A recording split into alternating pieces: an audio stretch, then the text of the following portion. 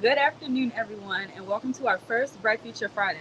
We're so excited to have you joining us today, and I hope that today's panelists can inspire you to achieve your goals. Also, guys, don't be shy. Feel welcome to talk in the chat and ask questions. This helps us further our discussion and helps our panelists answer some of you guys' questions.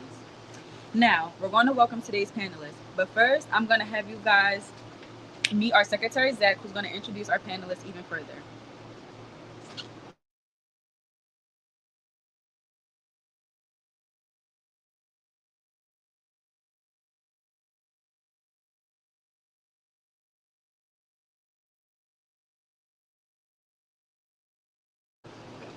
Hello, my name is Zach. Lacey Cotman is a unit supervisor with the mayor's office of employment development youth works program, where she supports young people by helping create meaningful employment opportunities and ensuring successful partnerships with community work sites. She earned her bachelor's degree in physiology from the University of Baltimore and is currently pursuing her master of social work at Morgan State University. Passionate about youth development, mental health, and community empowerment, Lacey is committed to helping young people recognize their potential and equipping them with the tools and resources needed to succeed. Tanisha Patterson is a human services leader and licensed graduate professional counselor with over a decade of experience advancing youth mental health, workplace development, and community engagement. She serves as a senior operations manager for the Youth Services Division at Baltimore City's Mayor's Office of Deployment Development, where she works directly with the Chief of Youth Services and leading employment and wellness. Tonisha holds a Master of Science in Health Counseling. She is also beginning her doctorate in hostilic mental health and is passionate about mental health advocate dedicating to creating equitabilities, opportunities, and lasting impact for youth and their communities. Michelle Brightful is the program support clerk for the Baltimore City Youth Works program, where she plays a key role in supporting one of the nation's largest summer youth employment initiatives. She joined Youth Works in December 2022 and has since built a rewarding career dedicating to empowerment Baltimore's youth through workplace development and meaningful employment opportunities. Prior to her current role, Michelle served as a unit supervisor, giving her valuable experience working directly with staff work sites and program operations. Today, she helps ensure that processes supporting program logistics, assisting work sites and participants, and helping create positive experience for thousands of young people across Baltimore City. Outside of YouthWorks, Michelle is deeply involved in youth development through the arts as a dance competition team, director at the Carroll School of Dance. She is also the owner of Custom by Shelly B, a creative business specializing in custom products and interactive craft experiences. Michelle believes that investing in in young people today creates stronger communities tomorrow. She is passionate about mentorship, creativity, and helping youth discover opportunities that build confidence, develop workforce skills, and preparing them for future success. Elliot Hetley has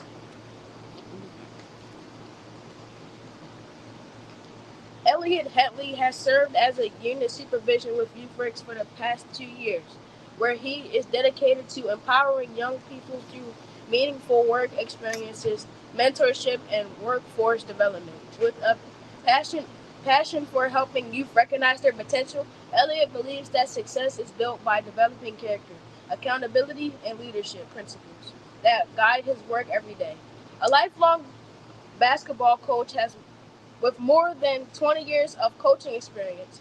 Elliott has successfully coached at both the high school and collegiate levels. His personal motto, building a winning program of character and not characters, reflects his commitment to developing well rounded individuals both on and off the court. In addition to his role with Youth Ranks, Elliott serves as an assistant basketball coach at Montgomery College, where he oversees day-to-day team opportunities, player development, recruiting evaluations, and mentorship, while collaborating with coaching staff to strengthen program success. His his extensive knowledge of NJCAA and NCAA Division 1, 2, and 3 regulations, combined with his experience in basketball operations, fundraising, and program development, has allowed him to build strong, mission-driven athletic programs. Known for his exceptional leadership, communication, and mentoring abilities, Elliott brings a coaching mindset to youth development by fostering resilience, teamwork, discipline, and confidence. Whether supporting young people in the workplace or on the basketball court, he is committed to preparing the next generation to lead with integrity, purpose, and character.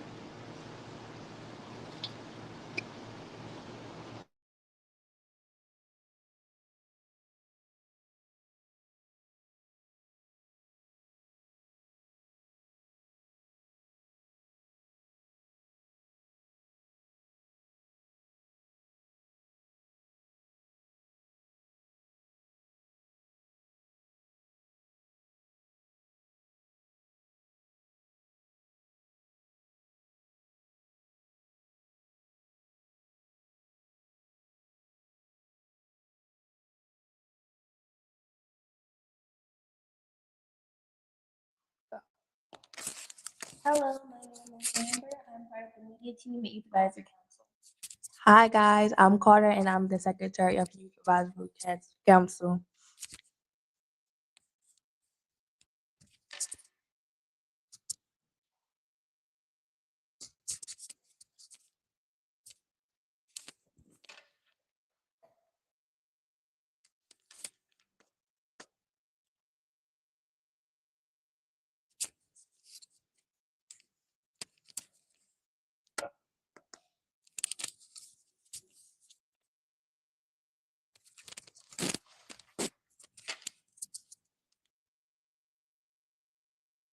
Hello.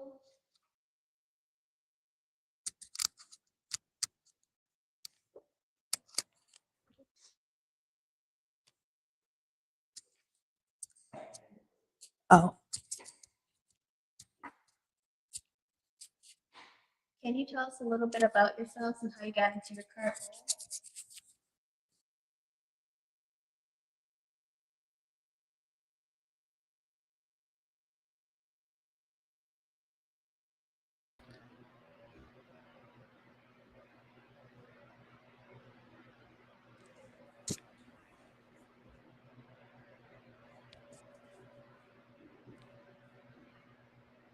Are you guys speaking to someone individually? We're speaking to everyone. Okay. I guess I can go first. So I got into my current role after working in the nonprofit industry for about 7 years. I worked in mental health. Um, and then I decided that I kind of wanted to do something more community based in the employment world. So I applied for the senior operations manager position, and here I am. But I do still do mental health things on the side as well. Right, and I could go next. Hi everyone, I'm Lacey Cotman.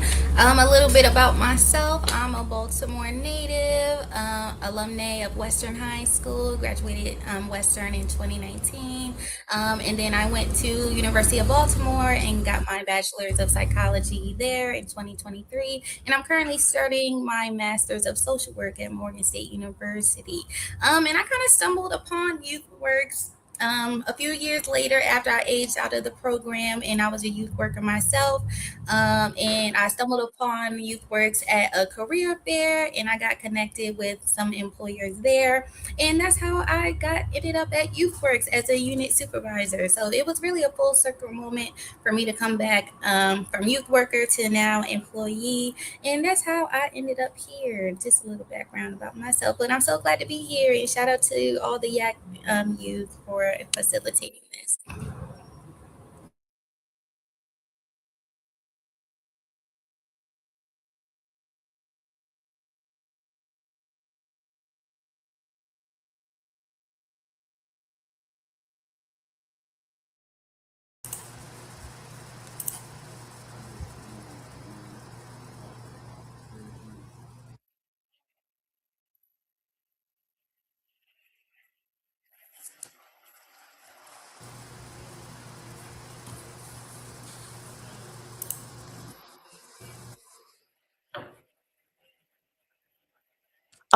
Mr. Elliott, can you introduce yourself, please? Oh, okay. I didn't know it was on me, but thank you. Can everybody hear me at this point? My name is Elliot Headley, and I might hear some echo, but I'm glad to be here. Again, my years of experience has been through telecom, Department of Defense, coaching basketball, and dealing with the youth for quite some time. I mean, I have two older boys at the time, and it's been good trying to stay involved with the youth ever since. My kids have been older, so I've been constantly involved with the youth and still coaching today at Baltimore City Community College.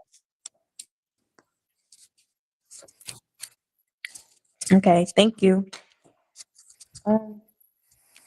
This is for everyone. How long have you been working for YouthWorks? I'll go first for that because I think I'm the newest to the YouthWorks family. I've been with YouthWorks since December, but technically, if you count in the fact that YouthWorks was my first job when I was 14, I've basically been a youth worker employee for 10 years if you count in all the times when I worked during the summer. So yes, I'm brand new here. I've been here since December as a unit supervisor.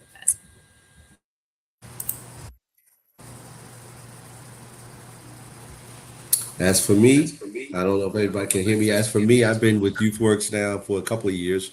This is my second year, so it's been enjoyable. Definitely a great experience, and I'm looking forward to continuing with YouthWorks as the years go by. For me, I've been in my role for 2.5 years. But as Lacey stated, if we're talking about, because YouthWorks was my first job as well, I actually was 13. This is before like they changed the way the birthdays fell. So that was like 20 years ago. So yeah. Hi, everybody. Can you hear me? I didn't get a chance to introduce myself. I was still waiting backstage, but I'm Michelle Brightful. I am the program support clerk for YouthWorks. I have been with YouthWorks since December of 2022, so that's about 3.5 years, I believe.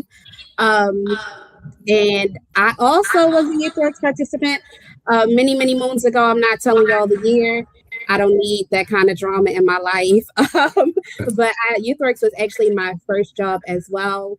Right on 24th Street, where our building is currently located now. So I remember having to walk to the building and stand in that long line and pick up a paper check, which a lot of you guys probably do not know anything about the struggles of finding somewhere to cash a check. But I've been there since December 2022, and I am so proud to still be there. It started off as what should have been a temporary position that I have managed to turn into a career. So I'm grateful for my YouthWorks family and all the youth that we get to serve. Thank you. What inspired you to pursue a career in your field?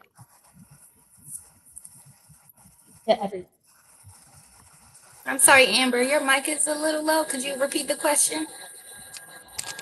What inspired you to pursue a career in your field? And this is the question for everyone. I can go first.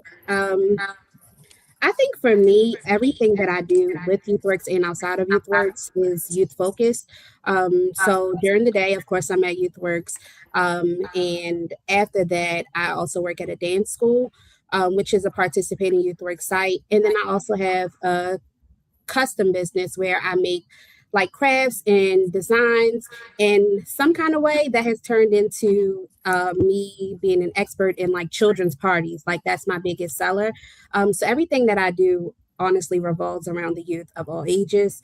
For me, I think that I just enjoy being inspired by them. I think I always like to joke and say that they keep me young, but they spark a certain level of creativity in me, and I want to see them grow because I truly believe and understand that you all are our future. I agree with Michelle. I think for me, I got into this, well, specifically working with this age range, I know for me was important because I felt like I didn't have any guidance around transitioning from being adolescent to a young adult. So that transitional age youth range of like 16 to 26, I just felt like, they say you're adult when you're 18, but it's like, I'm still trying to figure out, like, I'm 32 and I'm still trying to figure out life. So I don't know how they expected that at 18. So I think that's why I got into the field of working with youth and young adults, because we all just need help with that transition of life and trying to figure out, what it means to be an adult and what it means to work. You want to go, Miss Lacey? Well, I don't know. Maybe I might be the oldest on the bunch on the group here, but I didn't start out in this field, and to get into this field took me some time to realize that I like working with the youth more so than anything, and that's what inspires me. And whether it be at YouthWorks, whether it be in recreation, I felt that my benefit or my purpose was to be with youth or try to do the best I can to give back to the youth. And that's how I fell into it. So, I mean, the career path can be YouthWorks. It can be somewhere else in YouthWorks or in the youth field. But I definitely found that me being in front of youth, I think that was going to be my niche that I like doing. And that's what drove me back to the field. Now, Miss Lacey. All right, thanks for passing the mic. I think what inspired me to step into this field, most of my interest is in the mental health field. And I was inspired to get into that field because I saw the great need in my community, from my fellow peers, the people older than me, people younger than me. And I'm from Cherry Hill, born and raised. And I would say that Cherry Hill is often stereotyped as a dangerous, violent, or underserved community that's in a lot of need. But growing up there, what I saw was just a need for exposure. And so I don't like to say that any community with BIPOC identifying people is underserved. I like to say it's underestimated because people don't invest in us as we should be. And I think the big thing that everyone is missing is that exposure. And I think that's the only difference I saw with my upbringing and my counterparts and where we are currently in our lives and our careers is the exposure that I had. So I had a lot of exposure thanks to my mom putting me into so many programs and encouraging me to sign up for programs like YouthWorks. So I would say that's where my inspiration comes from, just being a part of that exposure and that support that I got during my upbringing and those developmental ages and years that I think a lot of people need. So I'm just here to give back and kind of serve the purpose that helped me get here.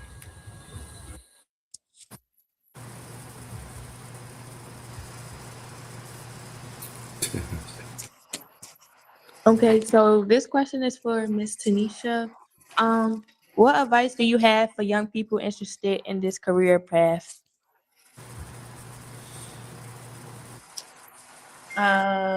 When you say this career path, you mean working like within governmental sector with youth? Yes. Okay.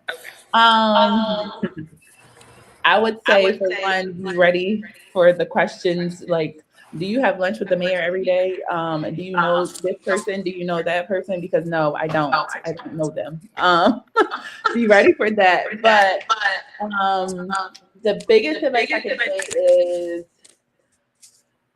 do this job because you have a passion for it and not because it's just a job. Because you're going to be tested a lot.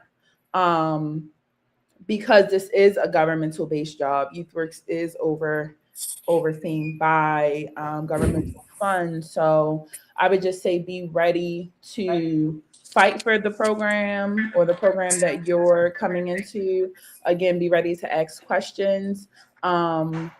And like I said, if you don't really feel like you have the passion and you may just be doing it for the money, which is fine. We all need a paycheck because I'm still here because I'm getting a paycheck. But I'm also here because I have the passion for this work. And, sometimes it might be not being able to sleep because we know we have, youth paychecks to process or timesheets or just making sure that we're able to provide the best outcome for the individuals that we serve. So I would just say make sure the passion and the spirit to do this work is there. Okay, thank you. Mm-hmm. This is a question for Miss Michelle. What skills do you think are most important to succeed in this field? Who is that question for? Miss Michelle.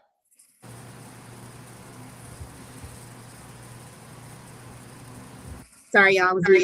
Okay, so skills that are most important to succeed in this field, I would say communication, number one, organization, being able to adapt, and being able to problem solve. I think this week alone has been a true testament for me that things don't always go as planned. So you have to be willing to not only be adaptable, but flexible, and come up with new solutions to still make the program successful and continue to grow. So as long as you have the ability to communicate, be organized, there's a method to my madness. Sometimes it looks a little chaotic to the outside person, but I know that I wrote those notes on the back of that Dunkin' Donuts receipt that I had from a week ago. And I know exactly what that note said and what it looks like. So you have to have your own system for being organized and just be willing to always have a solution and be creative with that solution.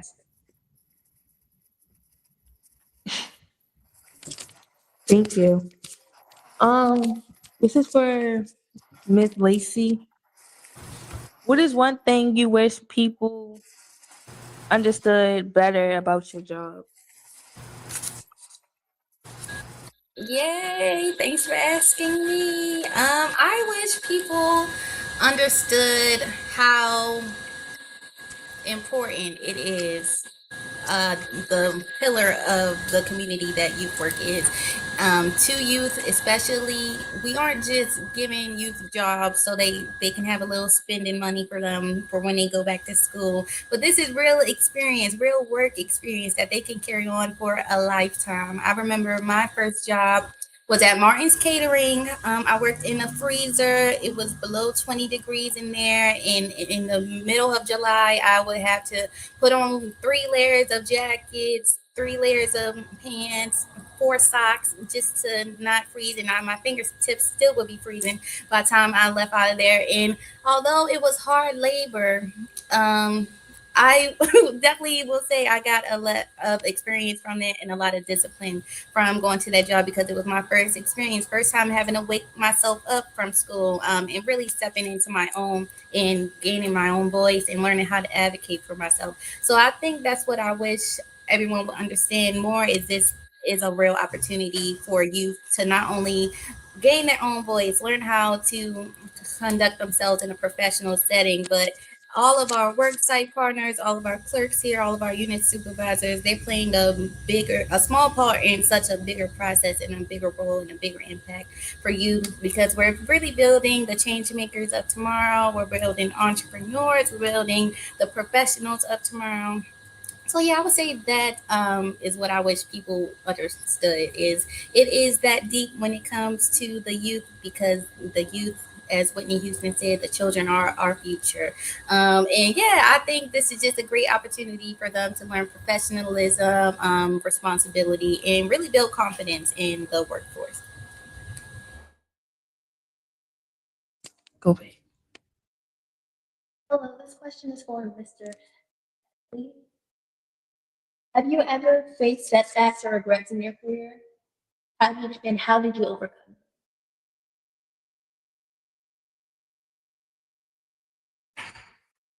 Hold on, looks like I was on mute there. What was it? What was the question? Have you ever faced setbacks or regrets in your career, and how did you overcome them? Yes, well, that's a good question, because in life you're gonna face setbacks, and really it's going to be how you face them, how you pick yourself up. I definitely had setbacks and regrets in my career over the number of years I've been working. And so the real big question is from one movie that I liked, one of those Rocky movies, is that when Sylvester Stallone tells his kid,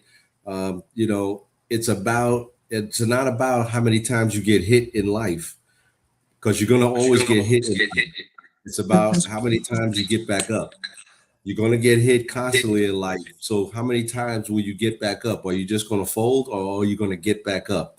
So again, not just the job, it's in life. You're going to get hit. Trust me. This thing called life is going to bring you down in certain things. The job is going to bring you down in certain things. You're not going to like people in certain things or certain places. But no matter how much that hits you, no matter how much you get down, you have to get back up. And how you face that is going to be a testament of you, who you are. So please. There's going to be setbacks in careers. There's going to be setbacks in life. There's going to be setbacks. As long as you live, you're going to have some setbacks. Okay. So just make sure no matter what, you have to get back up and you have to keep moving forward. No matter how many times you got to get hit, you got to get back up and you got to keep moving forward. So yes, I've had bad times in jobs, but I'm still here. Okay, and I want to keep moving forward no matter what. I'm still here and I'm going to keep moving forward. So that's what I would like to relate to any youth out there is, look, things are not good. Everybody's going to have issues. Things are not going to be perfect. So please do not think you're going to get the perfect job when you first go out there. So please go out there and just know that when you do get down, or when you do get hit, or when you do get messed up by somebody, you pick yourself back up and you keep moving forward.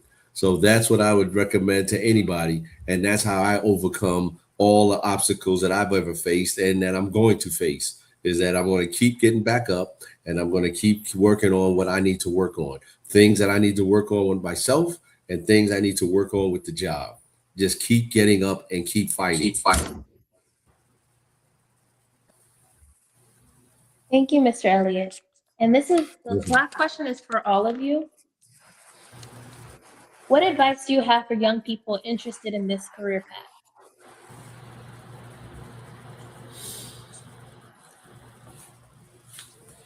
Anybody want to go first? I'll go. I would say my go-to advice for every young person I encounter is to not have fear of missing out, but fear of missing opportunity. I encourage everyone to seize every opportunity. Like right now, I just agreed to sit on this panel. No idea what the questions would be, but I'm glad I'm here so that I could have this moment to reflect on how far I've come, and hopefully my story inspires someone else. So I would just say, take every chance that you can. Always be willing to learn, because growth happens when you are willing to take a risk on yourself and try something new, and not let fear hold you back. So I would just say, seize every opportunity, step outside your comfort zone, build all the relationships that you can, and remember, one job is not your forever job. Just take whatever skills you can from each job that you have, and continue to build upon that, because each experience is valuable, and something that you can carry with you for a lifetime. So yes, have fear of missing opportunity, but just don't miss that opportunity at all. I can go. I'll add on and say not to place limits on yourself. You can have it all. You can have the career, you can run a business, you can pursue your passions, all at the same time. Don't place yourself into any kind of box. Sometimes that job might not be there for you, but you can always create a new opportunity for yourself. You just have to think outside of that box and be creative. Include some new ways to turn those traditional careers and try to find a way to bridge that gap with entrepreneurship, creativeness, and make all of it your new passion and your new career. I couldn't have said it better myself. Just to piggyback on what Michelle said, I think a lot of us have, I don't know what just happened, but I think a lot of us have different side hustles. I know for me, I am a therapist. I work for crisis response. I cater. I teach hospitality. And all of those are my passions as well. So I think, like Michelle said, don't limit yourself. Don't put yourself in one box. Of course, don't, stress yourself out doing a whole bunch of things like we do. But it still is the things that we love to do. And if you love, this goes back to what I said, like passion. If you love the things that you do, even if you come into these different roles, that's all that matters. Just keep going, keep pushing, and don't put yourself in one box. Don't stay siloed, because again, a job is a job, but if you get a better opportunity that's offering you, that's moving you towards your goals, don't be in one place for 30 years. So that would be my advice. Oh, we're back. We're back. I think I would just add on to everything that everybody said, is that, it's like Miss Patterson. She said that if you have a passion, I told my kids that if it's something that you really love doing, it's not going to be a job. It's just going to be something you like doing, and you'll wind up doing it for a long time. But again, folks, you young folks out there, you can make a mistake. You can go into a career and this might not be the right one. So you just have to, again, it's those things that you have to learn with this thing called life. You're going to make some errors. You're not going to make the correct, you're not going to always make the correct choice. So just be ready to pivot, be ready to move, be ready to change up. The one thing that's constant is change. That's going to happen whether you like it or not. So be able to do those things. If you find something that you like doing, then do it. If you find something that you're not interested in doing, but you find that you talk to this other person and that might be something you like doing, do it. I mean, look, I'm well into my third quarter of life, and I like doing these things with the youth. So please, you're not making a mistake when you go into something. You just haven't decided what you really want to do yet, and you're still finding yourself. So you have time to do that. So do that.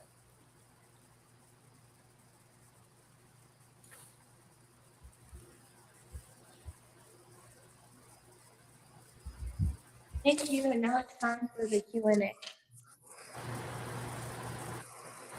Live stream viewers will be able to ask questions during this time.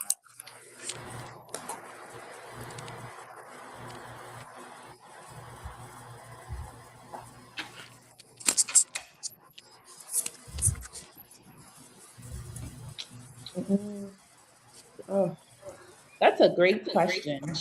Mm-hmm. Yeah, Jesus. I think for me, a failure that ultimately made me better at my job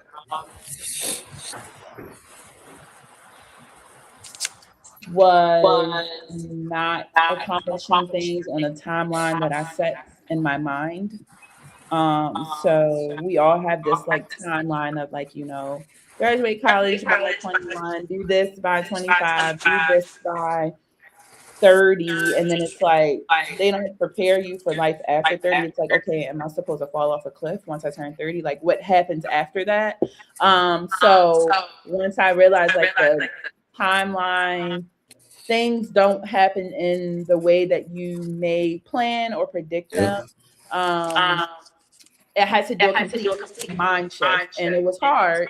As an overachiever like myself, it's like, okay, I thought I was gonna have my doctorate by the time I was 28. I'm going into it now. So those things I think was a failure per se, but it also was a triumph because it helped me realize reality. Like everything is not gonna be, on this strict schedule because life and things change and things happen. So yeah.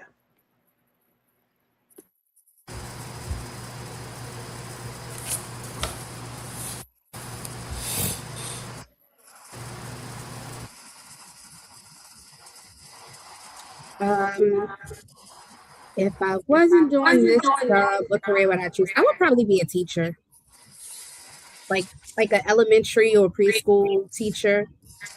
I think that's where I would have ended up.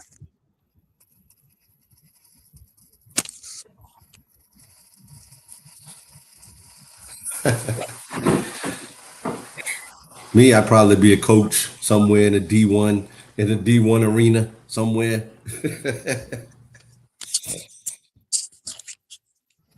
Mr. Elliott, you see that question? I saw that question that came in. And it's funny that they asked that. What team is your favorite? Because it's funny that they asked that question. It just so happens that I was born and raised in New York, so it's definitely the Knicks. And since I was able to coach Josh Hart back in his early days, yes, it's definitely the Knicks.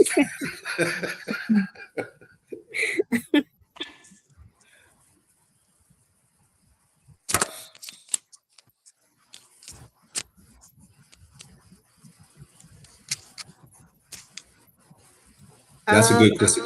Yeah, that's another. I have some really good questions. I would say what keeps me motivated after years in the same role. Although the role is the same, the youth are always different. And then sometimes the youth are the same and you get to see them grow as well. I think that creating new opportunities also keeps me motivated and engaged. We're always looking for new ways to improve what we already had that's existing. So I would say it's definitely the youth.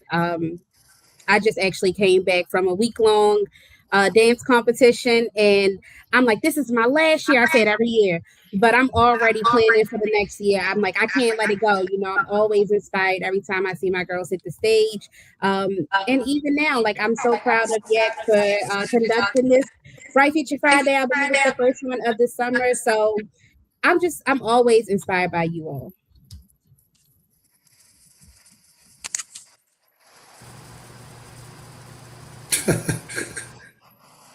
But me, I didn't switch. I'm still doing both.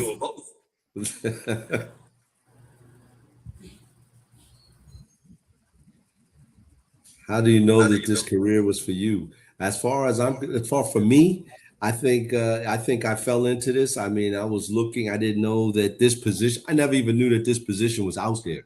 As far as youth works, I just kept looking. At one point in my position as a coach, I was just looking for other positions to either work in the recreation, help senior citizens. I was just looking to help other youth. And so this position fell in. When this position came available, I went out for it to see what it was about. And I felt really interested because it was working with the youth. It was getting out there with the youth. It was talking to the youth about jobs. I mean, we all started in youth work somewhere. I started in youth works in New York City, so I know about youth works. And so when I found this, I said, look, I want to get this position or apply for this position. And just so happened I was able to get this position, and I love the position that I'm in. Again, it's that passion. This passion didn't happen for me until now. I'm not going to tell you my age, but it happened to me now. So I like it. Okay.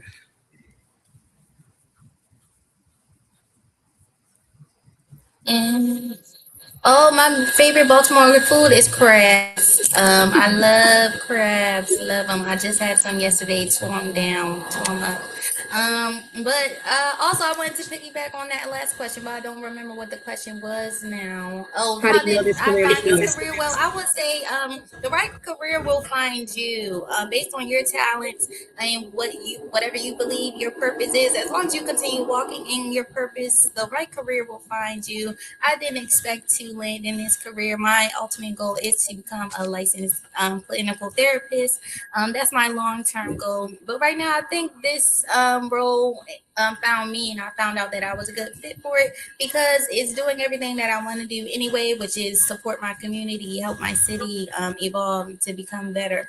So I think me ending up here as an empathetic and personable person was just good because it's very easy for me to connect with people and the public. So I feel like based on your talents and skills, the right career will find you wherever you have talent at, whether it's basketball, whether it's creating things, whether it's helping others through any mental health crises that they're in, being that source, that confidant for them. The right career will find you. I would say that.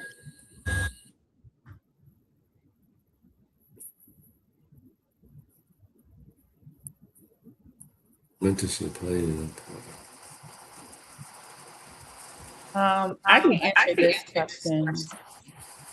For me, mentorship played a huge role to be where I am now. I don't think I would have been in the spaces I was in if I didn't meet the people that I met. I've always been, so I started off in hospitality and culinary arts. And hospitality, I could always say it helped me be able to network even when I didn't want to, and it helped me talk to people even when I didn't want to. So being able to have that gift of talking to people put me in spaces where I didn't even think that I could be in those spaces. Even now, I have a wonderful director where if I see an event or see something that's like higher level that I want to attend, I'm able to talk to her and like, hey, can I attend this event? Or what is this event about? Can you, show me the ropes of specific thing? So for those who don't have a mentor, there's something called Mentor Maryland. I would definitely look into possibly finding a mentor. Even, some of the people that you may come in contact with, a lot of your youth work staff serve as mentors. A lot of people that you don't even think of. Like it's a great networking opportunity, and having a mentor definitely gets you to places that you wouldn't have been in otherwise.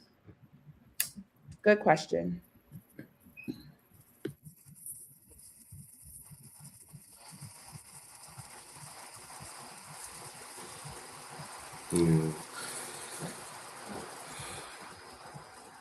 Okay.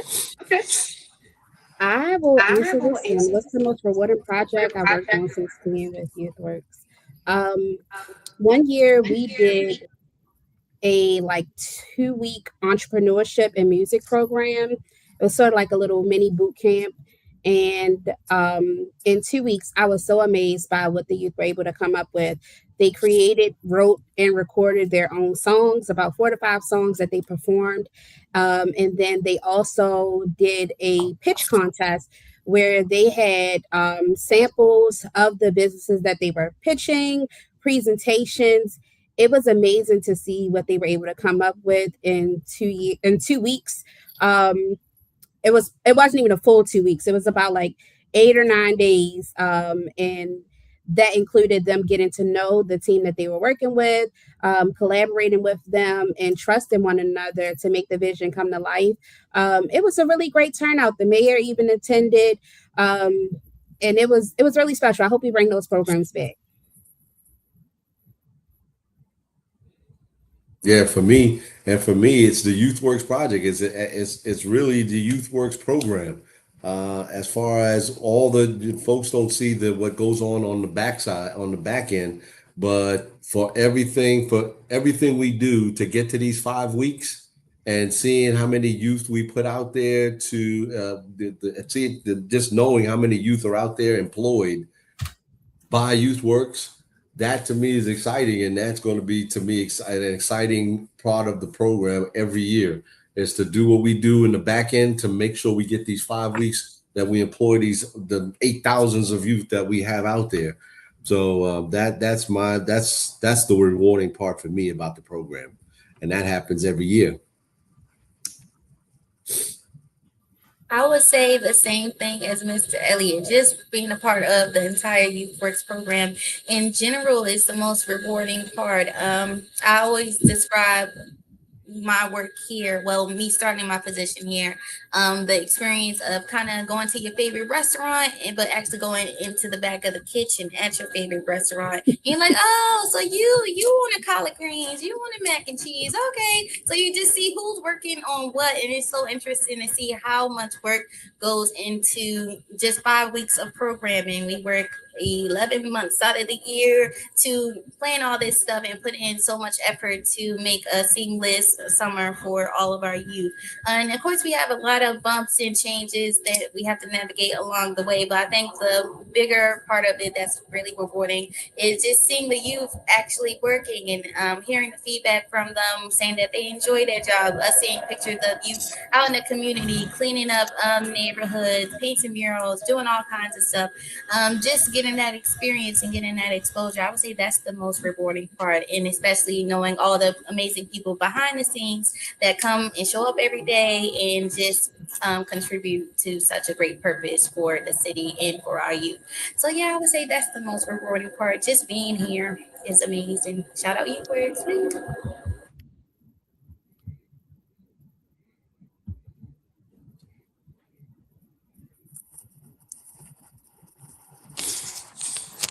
Hi, I'm Melanie. We would like to thank Ms. Tonisha, Ms. Michelle, Mr. Elliott, and Ms. Lacey for joining us today on Bright Future Friday with their inspiring answers about their profession.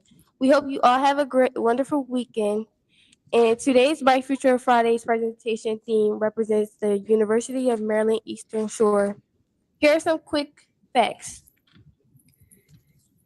University of Maryland Eastern Shore is one of the top HBCUs in Maryland. It has Maryland's only school of pharmacy at an HBCU, operates a massive research farm and specialized agricultural and coastal ecology facilities. UMES was founded in 1886. Roughly 60% of all degrees awarded at UMES are in high demand science, technology, engineering, and math fields. Thank you, and join us back here at 1 p.m. next Friday.